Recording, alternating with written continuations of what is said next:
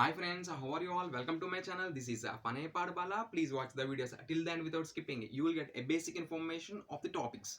So today my topic is about the cell organelles. This topic is asked by one of my subscriber. So I already given the information about the cell, discover the cell and the history of the cell in the previous videos. If you want information about the cell, you can watch these videos and this is a continuation. So our basic life starts with the cell. Cell is a basic unit of our life, and inside the cell, if you see, the cell is consisting of some of the organelles having the major functions I will discuss in this video. So cell is surrounded by an cell wall in the plant cell only, and the cell membrane, cytoplasm, mitochondria, nucleus, nuclear membrane, genetic material, endoplasmic reticulum, Golgi apparatus, lysosomes, ribosomes, and the plastids only presenting in the plant cell, and the vacuoles and the centrosome. So let us see the functions of these cell organelles. So cell wall presenting in the plant cells, and it will give the shape to the cell, and also it will give structure to the cell, and also it will become the rigid, and it will give the protection to the internal cell organelles. And it is an external layer presenting in the plant cell, that is nothing but cell wall.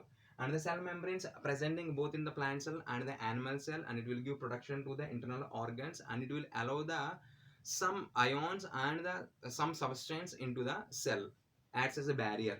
Okay, and the cytoplasm, the fluid presenting in the cell, which is useful for the momenting of the cell organelles inside the cell. And the next one is the mitochondria, is called the powerhouse of the cell, and it will generate the energy inside the cell. That's why this mitochondria is called powerhouse of the cell, and also energy currency of the cell in the form of ATP. The liberation of ATP is adenosine triphosphate. It is also participating in the cellular respiration. So every cell need a respiration process, and it will take place in the mitochondria. I already discussed about the respiration topic. Respiration takes place in every cell of our body.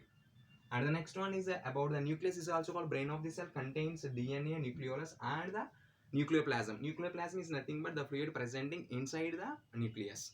And the next one is the nuclear membranes. The membrane which will surround the nucleus is called the nuclear membrane, and it will give protection to the internal organs of nucleus. And the next one is the genetic material, that is nothing but DNA, deoxyribonucleic acid, and this one discovered by Watson and the Crick, consisting of the genes which will transfer from parents to the offsprings. And the endoplasmic reticulum, that is attaching one end to the nucleus and another end to the plasma membranes.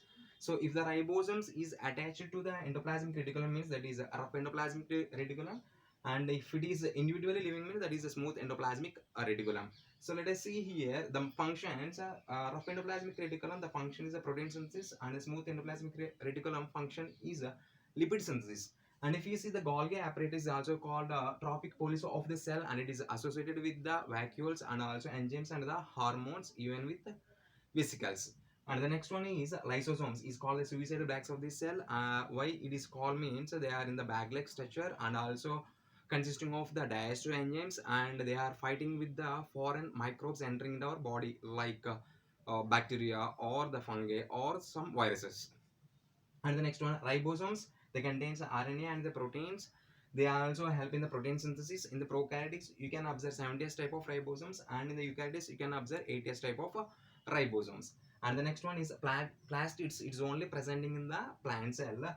They are of three types: leucoplast, chromoplast, and the chloroplast. Leucoplast is an colorless. Chromoplast is consisting of, it's classified into xanthophylls and the carotenoids. Xanthophylls are yellow in color, and the carotenoids is red and orange in color. If you see the garden plants, you can observe yellow color leaves, red color, and the orange color. Why? Because the presence of the chromoplast, the two presence of the carotenoids. And the chloroplast presenting in all the green plants, they participate in the photosynthesis process. Okay.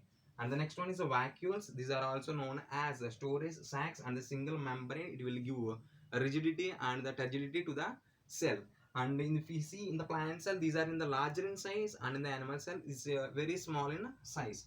And the centrosome consisting of two centrioles, and they will participate in the cell division. During the cell division, these centrioles splits, and it moves to the poles, and the spindle fibers is attached.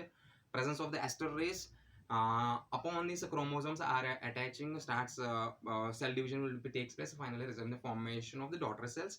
I already discussed this topic in the mitosis and the meiosis. So this is about the cell organelles and their functions inside the cell. So if you like this video, please subscribe my channel, like my channel, and comment my channel. If you are having any doubt regarding this topic, you can comment in the comment box. So love you all, keep smiling, take care, and bye.